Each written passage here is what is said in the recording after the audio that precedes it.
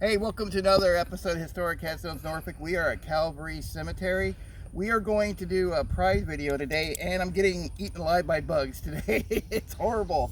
All right, so we're going to be talking about Rufus Emerson. LGBT history is a part of Norfolk history. We don't really talk about it that much, and this weekend we are.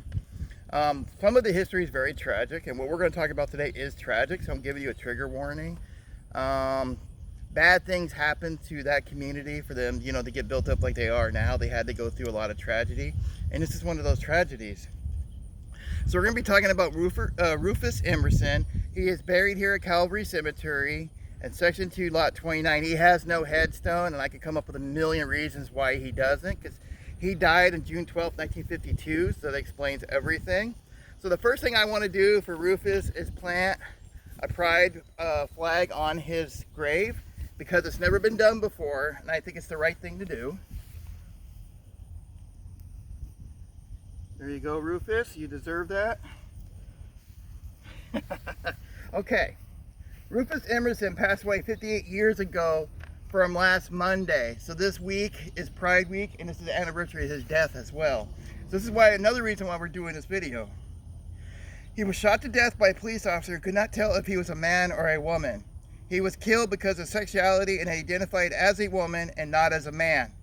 He died 58 years ago on last Monday, and I wanted to make a video as a memorial to his life and as to a tool to educate as many possible as part of Norfolk's LGBT history.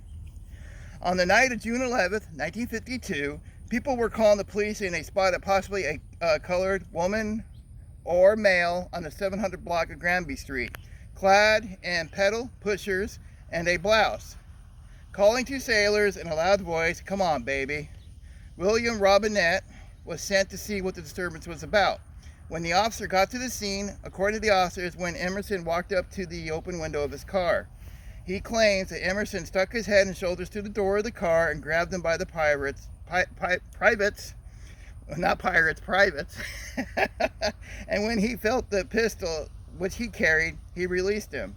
Now, this doesn't make any sense to me. If he pulled up in a cop car, why would someone come up and do this? Unless he was in civilian clothes in the civilian car, because that part makes no sense to me at all. But that's what the papers were publishing. The officer said he showed Emerson his shield and told him he was under arrest.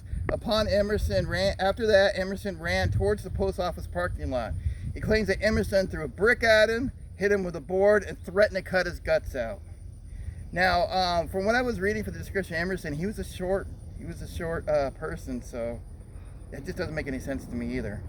He stated that the chase went from Granby Street to York Street and into Brewer Street and into the 300 block of South Hall Lane, where he approached Emerson again and claimed where he was threatened once again.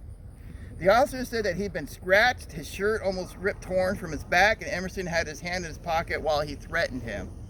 The officer stated when he caught up with Emerson at South Hall Lane, Emerson swung at him a plank, threatened him once again, and reached into his pocket as he was grabbing a weapon. This is when the officer drew his service revolver and fired a bullet, which entered Emerson's chest and came out through his back. As Emerson lay dying on the ground in South Hall Lane, the officer called in dispatch saying he shot either a colored female or male. The two newspapers which printed two different accounts of what happened on the same day. The Norfolk Journal and Guide say that Emerson was running and when the officer shot him. The pilot said he was trying to hit him with a plank and then grabbed for a weapon.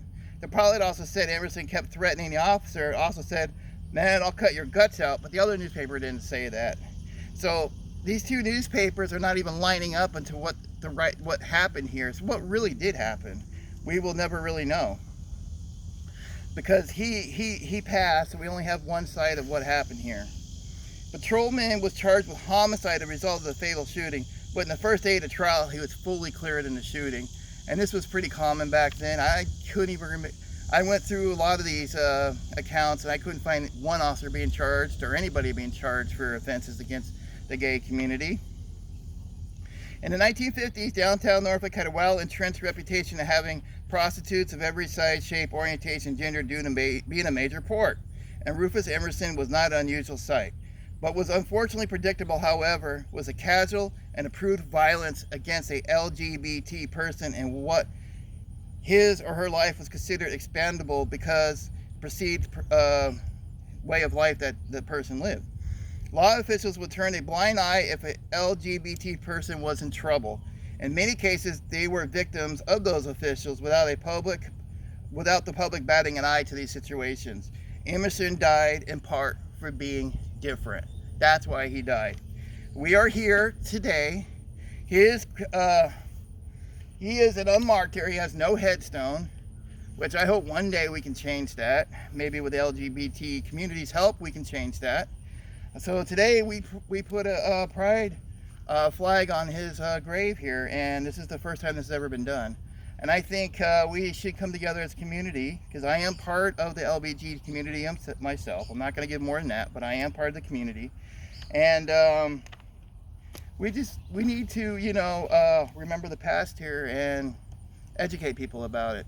All right, guys. I know it's a pretty depressing video. It's pretty graphic, but it's something that we need to talk about. All right, guys. Take care and have a great day.